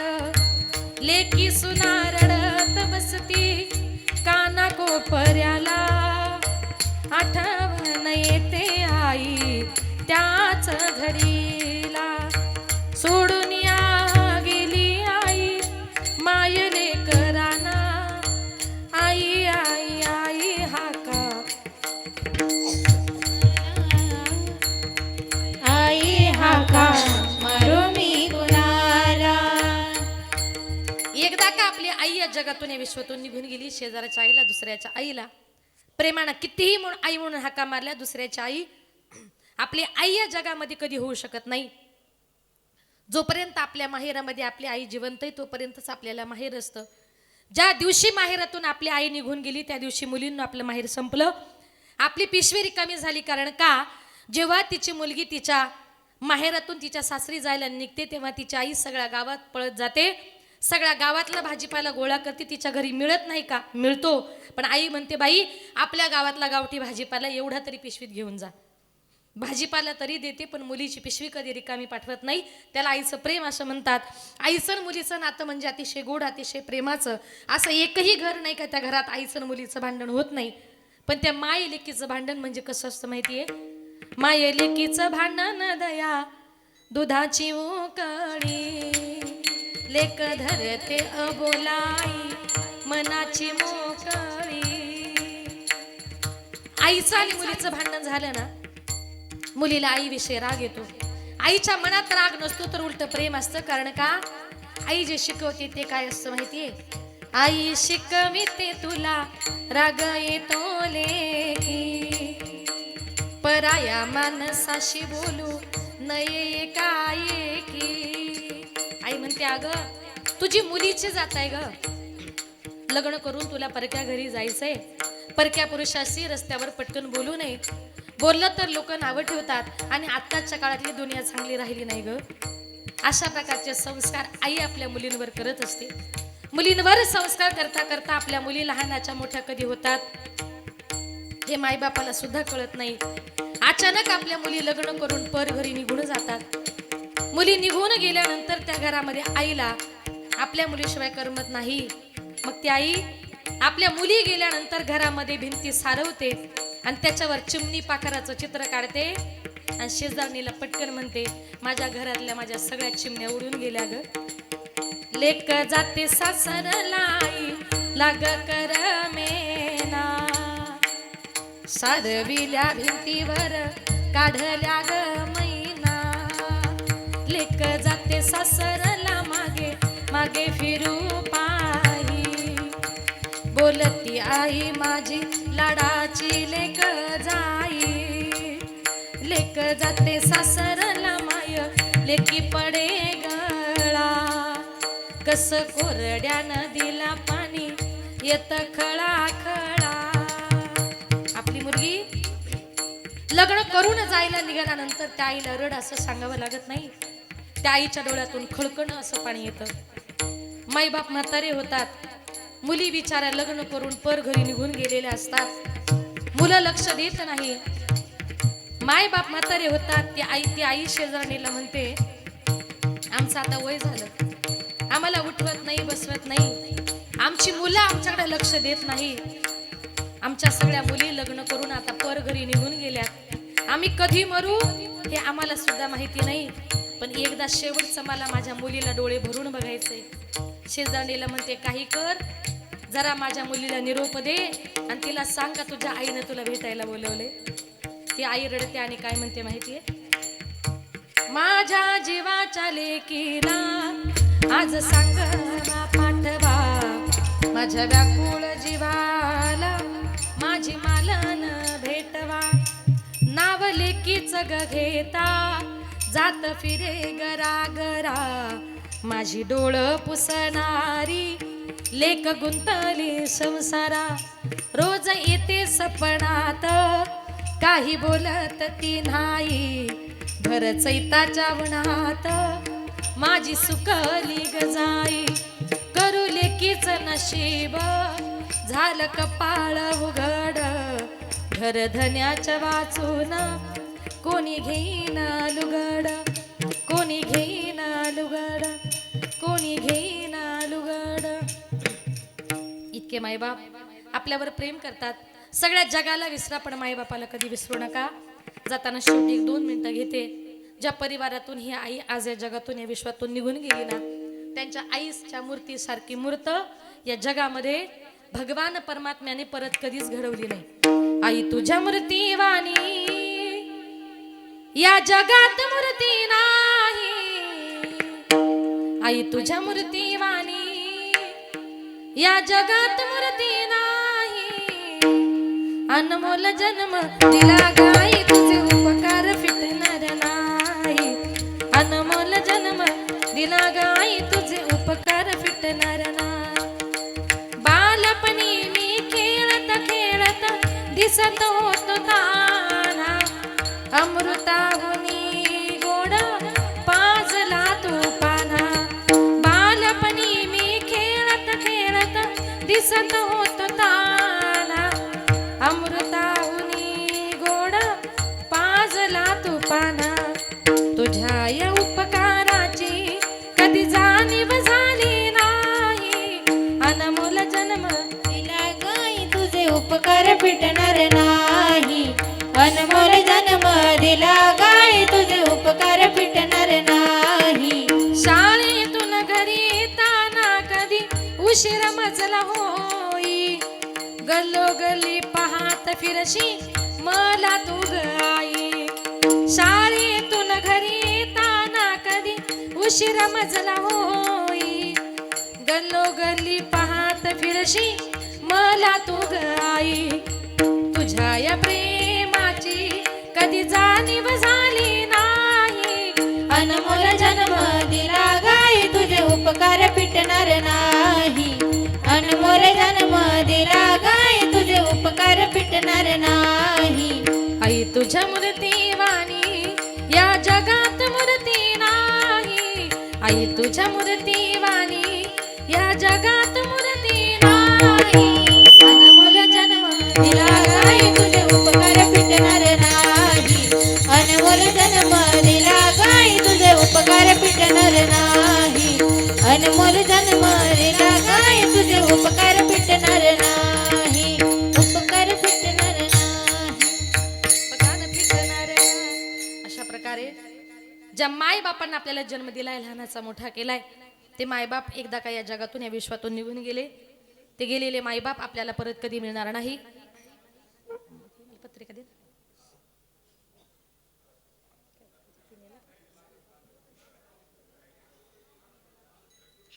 आज या ठिकाणी कैलासवासी सौभाग्यवती निर्मलाताई ज्ञानेश्वर धात्रक यांच्या या प्रथम पुण्यस्मरणाच्या निमित्ताने आज या ठिकाणी जी काही कीर्तनरूपी सेवा आयोजित केली, त्यांच्या पश्चामध्ये त्यांचे सासरे आदरणीय कचरू बाबा कोंडाजी धात्रक, त्यांचे पती आहेत ज्ञानेश्वर भाऊ कचरू धात्रक, मुलगा आहे श्री गणेश भाऊ ज्ञानेश्वर धात्रक, दीर आहेत हिरामन भाऊ कचरू धात्रक, आई आहे गंगा भागीरथी कृष्णाबाई निवृत्ती सानप, पुतण्या आहे वैभव हिरामन धात्रक, नात आहे शिवन्य गणेश धात्रक आणि योगवीर गणेश धात्रक. त्यांचा धात्रक परिवार संपूर्ण परिवारातून आज ती ताई आपल्यातून निघून गेली. अतिशय कष्टाचं मोलाचं जीवन त्या मातेनं जगलं. चांगले खायचे प्यायचे दिवस आले, भगवंत त्यांना घेऊन गेला. ईश्वरचरणी एक प्रार्थना करूया, आमच्या ताईंना भगवंत स्वर्गामध्ये चांगल्या ठिकाणी स्थान देव, ईश्वर त्यांच्या आत्म्याला चिरशांती देव. माझ्या वतीने, माझ्या संपूर्ण महाराष्ट्र वारकरी संप्रदायाच्या वतीने ताईंना भावपूर्ण आदरांजली श्रद्धांजली या ठिकाणी अर्पण करते. त्यांच्या परिवाराला जे दुःख झाले त्या दुःखातून सावरण्याची ताकद भगवान परमात्मा त्यांना देव. संपूर्ण धातर्क परिवाराच्या वतीने आज ही सेवा माझ्याकडे सुपूर्त करण्यात आली. त्यांच्या परिवाराचा मनपूर्वक आभार. आमचे सोनगिरीचे आमचे किरण भाऊ आणि आमचे संदीप भाऊ लहाने यांच्या संपर्काच्या माध्यमातून आज या ठिकाणी येण्याचा योग आला. त्या दोघांचाही या ठिकाणी मनपूर्वक आभार. आज या कीर्तनाकरता ज्यांनी 2 तास गोड अशी मृदुंगाची सेवा दिली त्या महाराष्ट्रातील एक नामवंत महिला मृदुंगाचार्य, महाराष्ट्रामध्ये महिलांमध्ये ज्यांचं 1 नंबरला नाव आहे अशा आमच्या यशोदाताई साळुंके आज या ठिकाणी आल्या. गोड अशी मृदुंगाची सेवा दिली. यशोदाताईंकरता जोरदार टाळ्या वाजवा. यशोदाताईंचं या ठिकाणी मनपूर्वक आभार. ज्यांनी गोड असं गायनाचं काम केलं ती माझी विद्यार्थिनी युवा कीर्तनकार श्रावणीताई आव्हाड, युवा कीर्तनकार आरतीताई मेमाने आणि पाठीमागे आमची माझ्या ध्येयपूर्ती संत मुक्ताई मुलींची वारकरी शिक्षण संस्था वडूनोगर तालुका भिवंडी जिल्हा ठाणे. आम्ही सगळे भिवंडीवरून आलेलो आहोत. त्या संस्थेतल्या माझ्या विद्यार्थिनी, त्याच्यामध्ये आमची वैष्णवी श्रद्धा सगळ्यात छोटी आहे ती माझी कन्या ध्येया, सिद्धी, शिवानी, साक्षी, स्मृती भक्ती, जिने विने घेतले ते आमची सुप्रिया. या सगळ्या विद्यार्थिनी इथे आल्या, गोड नाचल्या, गोड गायल्या. या सगळ्या विद्यार्थिनींचा या ठिकाणी मनपूर्वक आभार मानते. आमचा आवाज तुमच्यापर्यंत ज्यांनी सुंदर गोड पोचवला सिस्टीमवाले दादा, खूप गोड, एकदम कडक, खूप सुंदर. कारण तुमच्या साऊंड सिस्टीमचं नावच आहे जायगावची साऊंड सिस्टीम म्हटली की मग टेन्शनच नसतं. खूप गोड ऑपरेटिंग करतात. तुमचाही या ठिकाणी मनपूर्वक आभार. कारण हॉलमध्ये शक्यतो सिस्टीम लागत नाही आणि ज्याला कळतं त्याची सिस्टीम लागते, नाही तर मग कीर्तनकाराचं काही खरं नसतं. पण गोड आपण साथ दिली दादा, तुमचंही या ठिकाणी मनपूर्वक आभार. तुम्ही सगळा श्रोतवर्ग गण उतरणार तेव्हा त्यांच्या दुःखाचं भागी झाला, त्यांच्या कार्याची शोभा वाढवली. माझ्या सगळ्या माता भगिनी, तुम्ही सगळे पुरुष वर्ग, सर्वांचं या ठिकाणी मनपूर्वक आभार मानते. ढकांब्यामध्ये अनेक वेळा कार्यक्रम झालेले आहेत. तुम्ही सरपंच होते ना की पाटील? सरपंचच. ते सरपंच असताना गावामध्ये 1-2 वेळा कार्यक्रमाचा योग आला. आजही आपण या ठिकाणी आलात आणि बऱ्याच जणांची उपस्थिती आहे. कुणाचा नावाचा नामोल्लेख न करता सर्वांचं मनपूर्वक आभार. यूट्यूबच्या माध्यमातून हा कार्यक्रम महाराष्ट्रभर दिसणार आहे. त्या दादांचं या ठिकाणी मनपूर्वक मी आभार मानते. आणि बोलताना जर काही चुकलं असेल तर क्षमस्व. थोडंसं जरा वातावरण खराब आहे त्याच्यामुळे थोडासा मलाही थंडी, ताप, सर्दी, खोकल्याचा त्रास होतोय. आणि मागच्या वर्षी माझा फार मोठा ॲक्सिडेंट झाला होता. मी नांदेडला कीर्तनाला चालले होते. जाताना माझा ॲक्सिडेंट झाला. त्या ॲक्सिडेंटमध्ये माझ्या मानेचा मणका मोडला होता. माझे मणक्याचे 2 ऑपरेशन झालेत. 6-7 महिने मी घरी होते. मला उठता बसता येत नव्हतं. पण रोज सकाळी पांडुरंग परमात्म्याला सांगायची. मी माझ्या वयाच्या शाळेत 4थीला होते. 9व्या वर्षी मी पहिलं कीर्तन केलं. आज कीर्तन करते त्याला 25 वर्ष झालेत. पांडुरंग परमात्म्याला रोज सकाळ संध्याकाळी एकच सांगायची, 25 वर्ष तुझं हरिपाठ, कीर्तन, भजन, काकडा कधी चुकवला नाही. मी घरामध्ये बसणाऱ्यातली नाही. मला घरात बसायचं नाही. मला परत तुझं कीर्तन, भजन, हरिपाठ करायचं आहे. मला परत उभं राहायचं आहे. अगदी 6 महिन्यातच माझ्या पांडुरंग परमात्म्याने मला उभं केलं. आणि जेव्हा सकाळी 7 वाजता माझा ॲक्सिडेंट झाला समृद्धी हायवेला वाशिमला, तेव्हा सकाळी 7 वाजता आमच्या गाडीमध्ये काकडा चालू होता. फक्त त्या काकड्यानं मला वाचवलंय का? जिथे भगवान परमात्म्याचं चिंतन चालू आहे तिथे यमराजाजवळ येऊ शकत नाही. हे त्या दिवशी खरं वाटलं. म्हणून जीवनामध्ये शेवटी आपल्याला वाचवणार आहे तो भगवान परमात्मा. आणि म्हणून त्या भगवान परमात्म्याचं चिंतन जीवनामध्ये आपल्याला करायचंय. बोलताना चुकलं असेल तर क्षमस्व. एकदा सर्वांनी आपल्याला भजन म्हणायचंय. 1:15 वाजले. 1-2 मिनिटाचा वेळ आहे. माझी छोटी कन्या ध्येय आपल्यासमोर एक गवळण म्हणेल आणि त्यानेच कार्यक्रमाची सांगता होईल. भैरवी न घेता.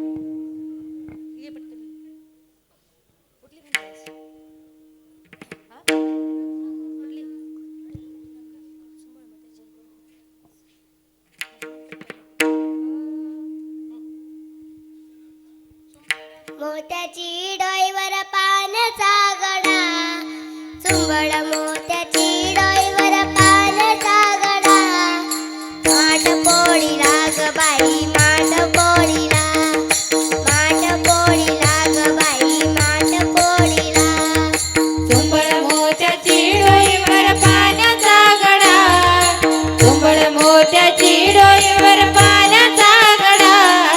माठ फोडीला ग बाई, माठ फोडीला, माठ फोडीला ग बाई, माठ फोडीला.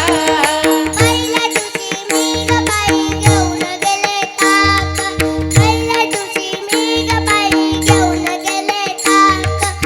नंदाच्या पोराने मला मारली ग हाक, नंदाच्या पोराने मला मारली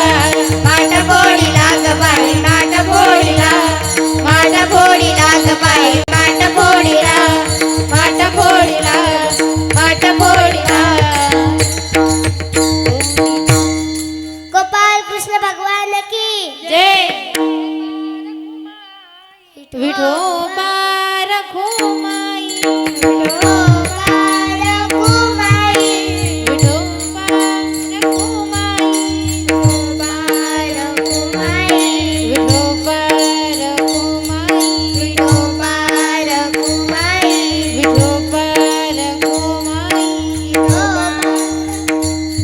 विठोबा रखुमाई विठोबा रखुमाई विठोबा रखुमाई विठोबा रखुमाई विठोबा रखुमाई विठोबा रखुमाई विठोबा रखुमाई विठोबा रखुमाई चले आओ जी पवन कुमार हमारे हरि कीर्तन में चले आओ जी पवन कुमार हमारे हरि कीर्तन में चले आओ जी पवन कुमार हमारे हरि कीर्तन में चले आओ जी पवन कुमार हमारे हरि कीर्तन में राम जी राम जी को लाना लखन जी को राम जी को लाना लखन जी को लाना राम जी को लाना लखन जी को लाना लाना लखन जी को लाना लाना पवन कुमार हमारे हरि कीर्तन में चले आओ जी पवन कुमार हमारे हरि कीर्तन में चले आओ जी पवन कुमार हमारे हरि कीर्तन में चले आओ जी पवन कुमार हमारे हरि कीर्तन में राम लक्ष्मण जानकी जय बोला हनुमान की राम लक्ष्मण जानकी हनुमान हे राम लक्ष्मण जानकी जय बोला हनुमान की राम लक्ष्मण जानकी जय बोलो हनुमान जय बोला हनुमान की जय बोलो हनुमान जय बोला हनुमान की जय बोलो जय हो राम लक्ष्मण जानकी जय बोला हनुमान की राम लक्ष्मण जानकी जय बोलो हनुमान राम लक्ष्मण जानकी जय बोला हनुमान की राम लक्ष्मण जानकी जय बोलो हनुमान पवन पुत्र हनुमान की विठोबा रखुमाई विठोबा रखुमाई विठोबा रखुमाई विठोबा रखुमाई विठोबा रखुमाई विठोबा रखुमाई विठोबा रखुमाई विठोबा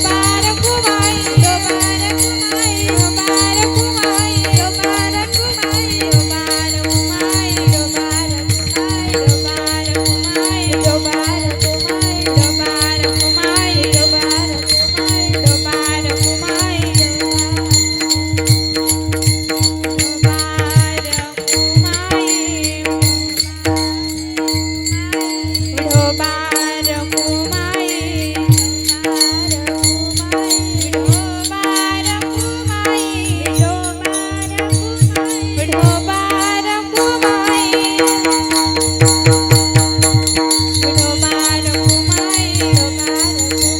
विठोबा ज्ञानेश्वर